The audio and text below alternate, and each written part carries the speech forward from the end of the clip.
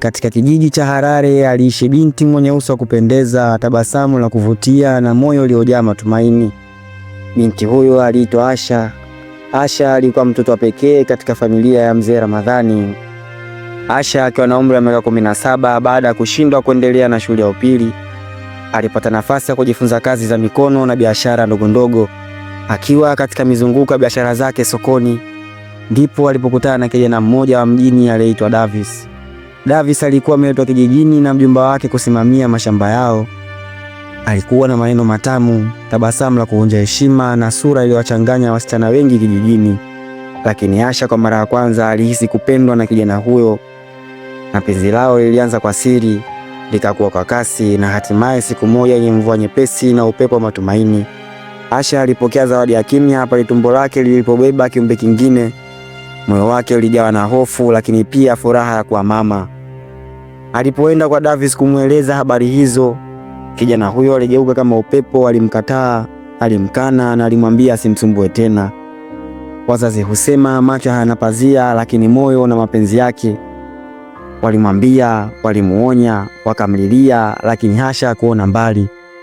Alipenda kwa moyo wote, kama ndege anayejenga kiota kwenye tawi dhaifu lisilo na mizizi. Alidhani penzi ni kinga, akasahau kuwa ulimwengu na nyuso nyingi, na si zote hutabasamu kwa dhati. Machozi ya Asha alimwagika kama mvua ya masika. Alihisi dunia amemtelekeza, lakini hakumwachilia mtoto wake aliyekuwa tumboni mwake. Hapo ndipo safari yake ya kweli ya maisha ilipoanza. Safari ya kujilea, kuvumilia na kujifunza kuwa mama katika kijiji kilichokuwa na macho ya hukumu. Na hapo ndipo Asha alipojua ukweli wa dunia, kuwa si kila anayekwambia na kupenda atabeba jukumu la mapenzi hayo. Atabeba aibu, huzuni na mimba aliyotakiwa kulea peke yake. Akatembea na kichwa chini, lakini moyo wake ulikuwa juu kwa ajili ya kiumbe kichanga kilichokuwa kikikua tumboni mwake. Ndicho kilichomsukuma kuishi tena. Siku zikaenda, hatimaye Asha alijifungua mtoto wake. Mungu akamjalia mtoto wa kiume na alimuita Daudi. Baada ya aibu, lawama, minong'ono ya kijiji, Asha alimchukua mwanae, kisha akaanza safari ya kuondoka kijijini kuelekea mjini. Hakumwambia mtu wala hakubeba mizigo. Safari yao ya kuelekea mjini haikuwa na baraka nyingi, ila ilikuwa na imani ya mama anataka mtoto wake asiishi kama yeye. Alipofika katika mji wenye kelele za magari na nyuso zisizojali, ndipo walipojua kuwa mji si mama. Mji haumpokei mgeni kwa mikono miwili. Mara ya kwanza ilala kwenye kituo cha magari, akimfunika Daudi kwa shuka aliyokuwa nayo. Usiku ulikuwa mrefu, baridi ilikata mifupa na njaa ilimliza mtoto, hadi Asha akajikuta akilia kimya kimya. Siku ya pili akaanza kutafuta kazi.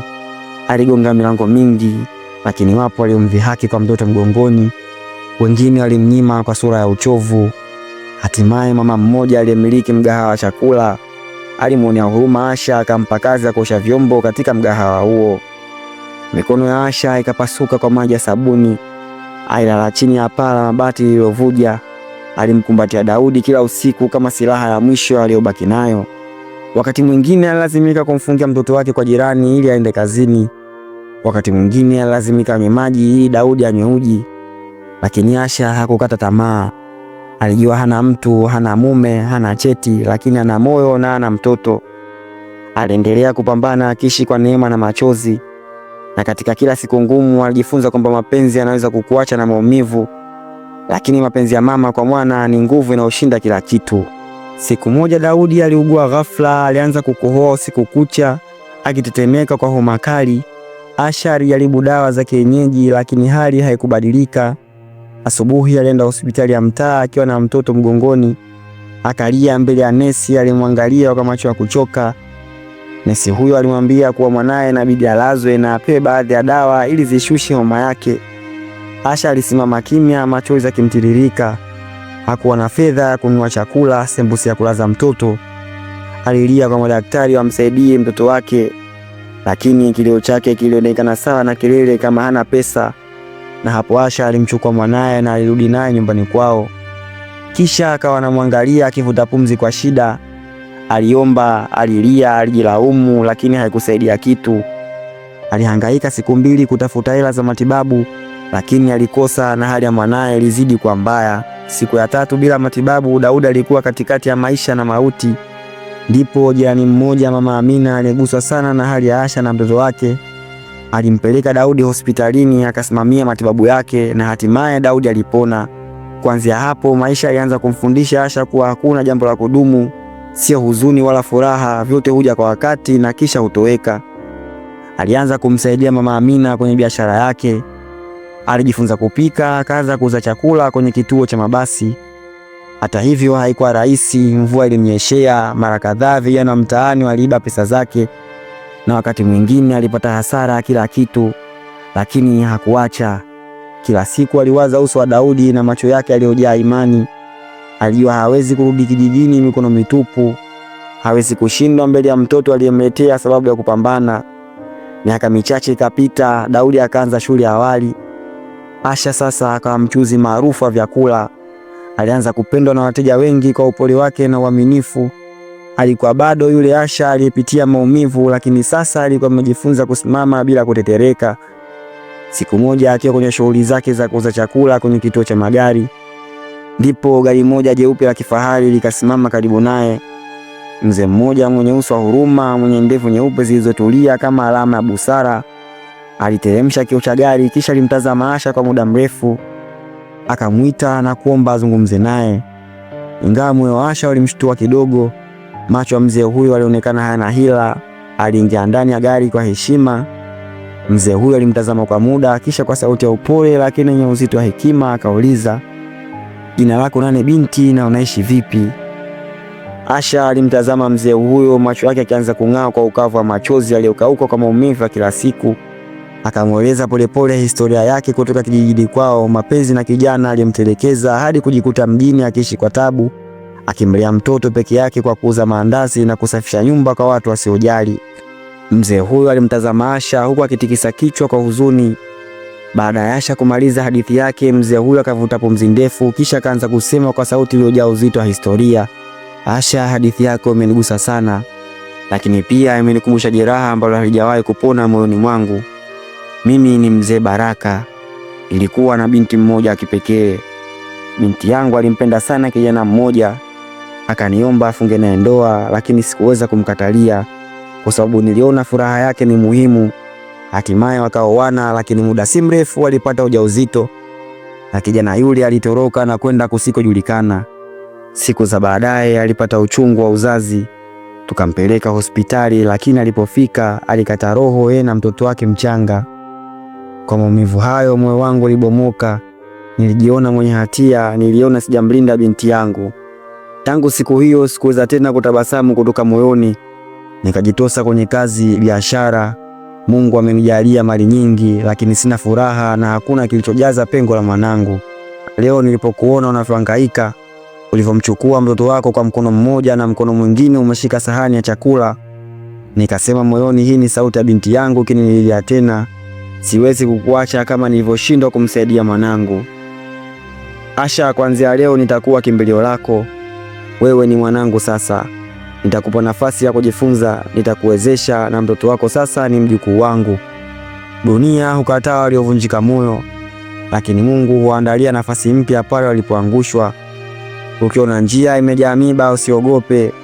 Maumivu ni sehemu ya safari ya watu wa kipekee. Baada ya maneno ya mzee huyo, Asha alishindwa kujizuia. Alilia kama mtoto, huo kianguka kwenye kifua cha mzee Baraka. Machozi ya huzuni, uponyaji na mwanzo mpya alichanganyika baina yao. Na tangu siku hiyo maisha ya Asha yalibadilika kwa kasi isiyotarajiwa. Mzee Baraka alimpeleka Asha kwenye nyumba yake kubwa yenye utulivu. Mtoto wake Daudi akatunzwa kama mjukuu wa kifalme. Mzee Baraka alikuwa sasa baba halisi wa Asha. Asha alipewa nafasi ya kurudia masomo yake na kisha akajiunga na chuo kikuu, akasomea biashara na ujasiriamali. Alisoma kwa bidii na kila mafanikio aliyopata yalikuwa ushindi kwa wanawake waliokata tamaa, waliodhulumiwa na waliotelekezwa. Alikumbuka kila machozi aliyowahi kumwagika, kisha kageuza maumivu kuwa motisha. Miaka kageuka na Asha sasa alikuwa msomi, mjasiriamali na mkurugenzi wa kampuni kubwa za mzee Baraka. Alizisimamia kwa uadilifu, busara na huruma. Wafanyakazi wake walimpenda, wateja walimheshimu, na kwa pamoja walimtazama kama kiongozi wa mfano wa maadili na ufanisi. Asha na mzee Baraka alikuwa kama baba na binti wa kweli. Kila jioni walikaa pamoja wakicheka na wakijadili maendeleo ya kampuni yao. Mzee Baraka alipata faraja kubwa. Pengo lililokuwa limeachwa na kifo cha mwanae sasa lilizibwa na upendo wa Asha na mjukuu wake. Katika miaka mafanikio, Asha alirudi kijijini kwao, safari hii akiwa ndani ya gari la kifahari, akifuatwa na magari mengine yenye shehena ya misaada. Alikumbatiwa na machozi ya watu waliomsahau, waliomdharau na waliomuona kama kivuli cha aibu. Lakini Asha alikuja si kwa kulipiza kisasi, bali kwa kusamehe na kusaidia. Alianzisha mfuko wa Tumaini la Mwanamke uliohudumia wanawake waliotelekezwa, wajane na mabinti waliokataliwa na familia zao kwa sababu ya kupata ujauzito. Alijenga shule ya wasichana, kliniki ya kina mama na aliwawezesha wengi kibiashara. Siku zote aliamini maneno ya Mzee Baraka, kadiri wa kweli si yule mwenye pesa, bali yule anayegusa maisha ya wengine kwa moyo. Na mwisho wa mwaka huo, Asha alikuwa kama mgeni rasmi katika mkutano wa Jumuiya ya Maendeleo ya Wanawake, akiwa sasa ni kiongozi na heshimiwa kila sehemu. Aliposimama kwenye jukwaa, ukimya ukatawala. Macho akamtazama kwa heshima. Asha alivuta pumzi, akatabasamu taratibu, alafu akaanza kusema, ndugu zangu, nilikuja hapa leo si kwa sababu mimi ni bora kuliko wengine, bali kwa sababu nimepitia maumivu ambayo wengi wenu mnayapitia. Nilianza na chochote, niliuza maandazi kwenye kituo cha mabasi, nikalala njaa, lakini niliamka na maombi. Nililia usiku kwa sababu ya mateso, nikamlea mwanangu kwa miguu na mikono iliyochoka. Nilitelekezwa, nikadharauliwa, lakini sikukata tamaa.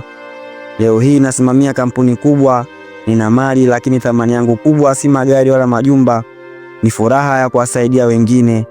Nimejifunza kwa mwanamke anaweza kuvunjika, lakini si kuisha. Tuna nguvu ya kusimama tena, kujenga na kuinua wengine. Tusinyamaze, tusikubali kuwa dhaifu. Tuchukue nafasi yetu. Elimu ni silaha, maombi ni ngao, ujasiri ni ngazi, na upendo ni msingi wa kila ushindi.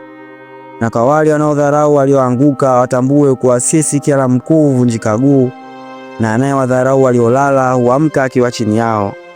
Leo nasimama kama mama na kama binti yenu. Nipo hapa kuthibitisha kwa inawezekana. Na tumaini lipo. Tuchukue hatua, tukumbatie ndoto zetu, na muda wa kulala umeisha. Watu wote walishangilia, kisha walisimama kumpiga makofi. Mwanamke mmoja aliyekataliwa kisa na mtoto mchanga tumboni, sasa alikuwa taa ya matumaini kwa kizazi kizima. Hadithi ya Asha inatufundisha kwa maisha yanaweza kuanguka chini kabisa, lakini kwa uvumilivu, imani na moyo wa kujituma, mtu anaweza kuinuka tena na kung'aa zaidi kuliko alivyowahi kuwaza. Hali ngumu si mwisho wa maisha, ni mwanzo wa safari ya mabadiliko. Usiache maumivu yakakufanya uachane na ndoto zako. Kuna watu ambao Mungu hakuwaweka njiani si kwa bahati, bali kwa makusudi ya kukuinua. Kupitia hadithi ya Asha, tuambie kitu gani umejifunza, na kitu gani kinawafanya wanawake washindwe kufikia malengo yao, na nini wafanye ili kutimiza kile wanachokitarajia na kile ambacho wanachokitaka, ili kuwafanya wawe bora katika maisha yao.